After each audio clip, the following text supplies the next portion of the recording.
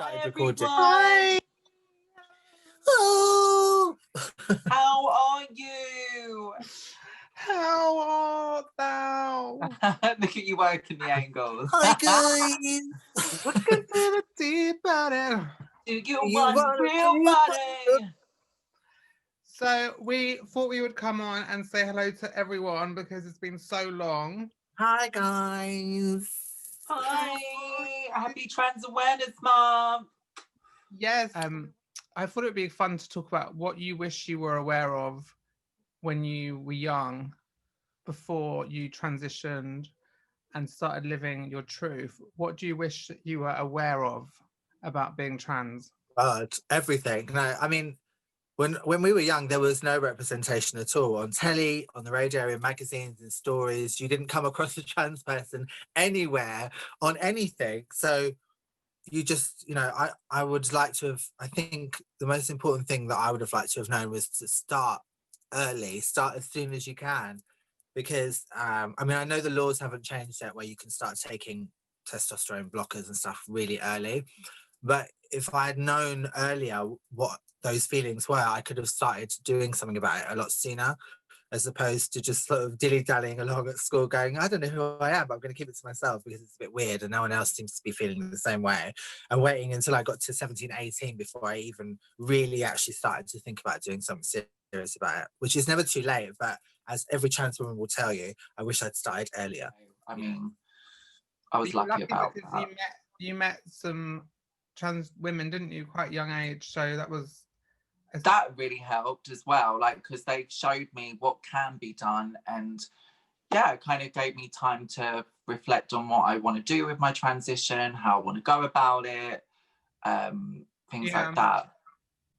Yeah, but yeah, I think for every trans girl, they would rather, if they had a magic pill, wave a magic wand, they would start the transition early and just live as a stealth woman, really. Absolutely. Because passing, because it unless you it makes it easier. It makes it easier to it does, just to have a normal life without question, because that's all everyone wants. No one wants to be questioned all the time, do they, about anything, just from complete strangers when they're in the street. I mean, it's that weird thing as a child, because you feel completely normal and you only start having hang-ups about things when other people start pointing out things to you that they think are picking incorrect. at you.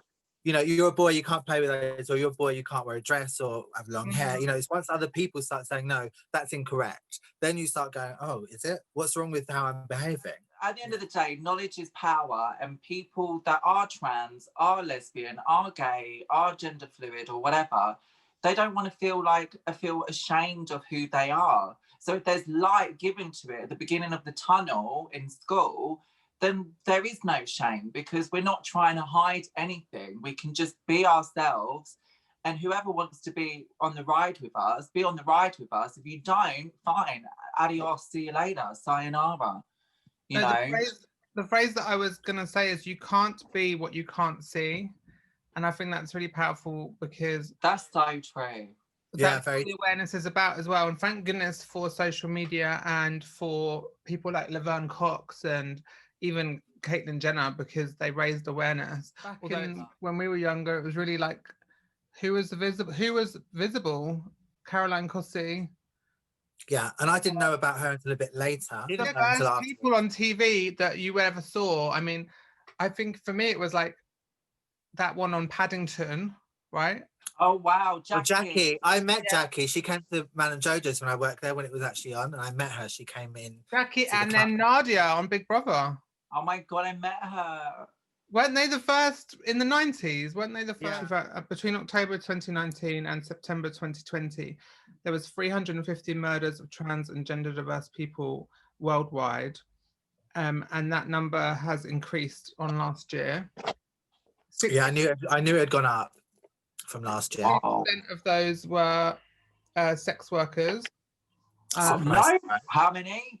62%. 79% of those killed in America were people of color. Surprise, surprise. 98% of those killed globally were trans women or femmes.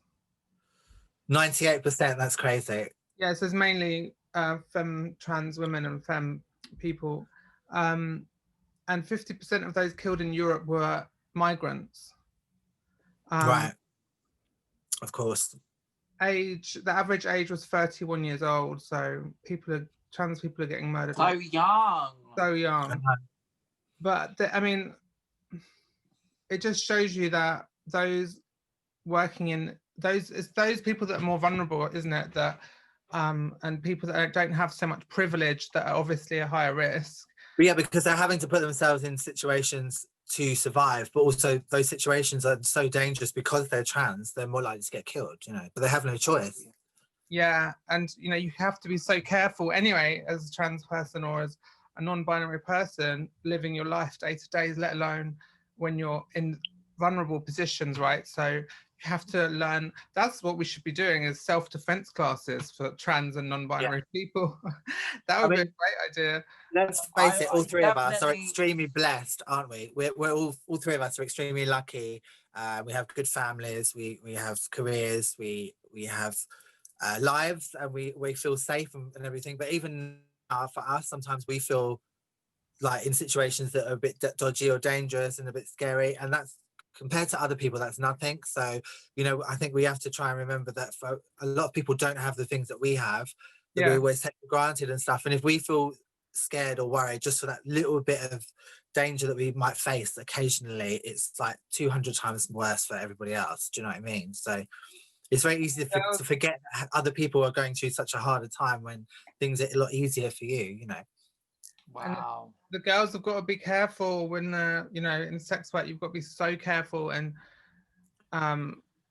yeah, it's dangerous. But I think, you know, can you imagine if you have no money to eat that day and then one person comes along to offer you money and you think, God, they're so dodgy, and you think, well, I'm starving, I need to eat. Like, you're going to do it. Do you know what I mean? So it's that horrible situation. You have no choice, or you just starve or you die, you know. It's crazy. Street work, obviously, sex work abroad is a lot of it's outside, and you're not in the safety of your own house. And so, yeah. I mean, it's just as dangerous for any sex workers who are living in those situations and having to work out in the street, but obviously even more so for the trans women mainly. Yeah, because you've got the issues of so much transphobia too. But I think also, you know, if you're online and you're a person from the transgender umbrella, as it were, you should, yes, it's fun to do pictures and glam and all that kind of stuff, but you should, I think all of us who are online and have any kind of voice at all should always be bringing up any of these important topics and discussing them, or even reposting stuff, you know, just keep on talking about it. And I always get, you know, anytime someone always says to me, why do you keep posting all this stuff all the time? It's, well, because it needs to be heard, and you may not enjoy hearing it, but other people need to hear this, and if you're following me, then you should be supporting trans issues. So asking me that question is ridiculous in the first place. Trans amorous men often don't want to talk about, or like, they don't want to think about the dark side.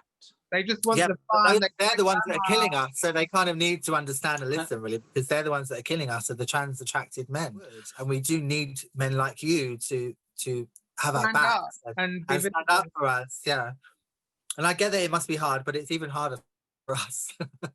Yeah, and there's some amazing guys that are being more. There's some really amazing guys, like Lex Newman, who will leave the link down below. He's a really great advocate, and he's very visible online about his. He does a lot of stuff for trans community. Yeah, and he's honest about his love for trans women and women in general, obviously.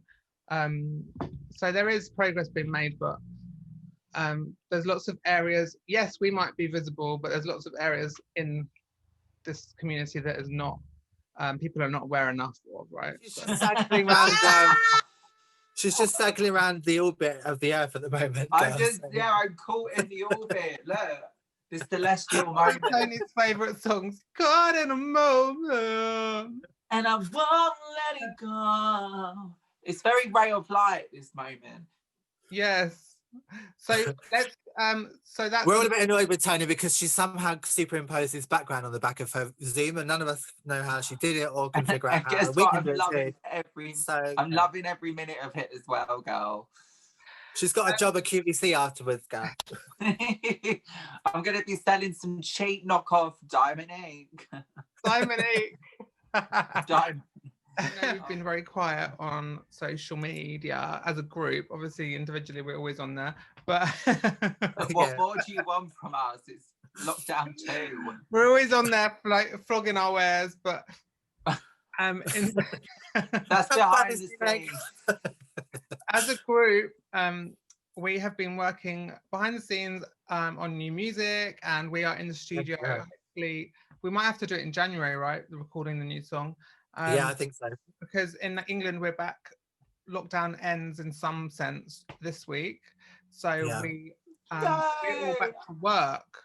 I think January would be great actually, because I've got to move people out of my house all the way through December, so it's going to be a bit hectic. Yes, I need to hear all about that. So in January, we're going to be recording our new song, and that is the song that we want to do Eurovision with. So hashtag Tea Party for Eurovision. Yes, hashtag. Yes. So leave us a comment if you're excited about us doing Eurovision in 2022. Probably it will be quite a while. And then I'll be 69 by then, so you know. And then we also have another new track that we've been working on, which is fabulous. So we're excited about doing new music. And Tony's working on her first solo record.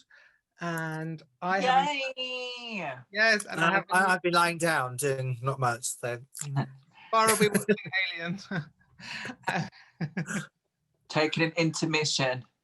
I've just been spending a lot of time just like getting a lot of facial work done now. Yeah, she'll be busy looking glamorous.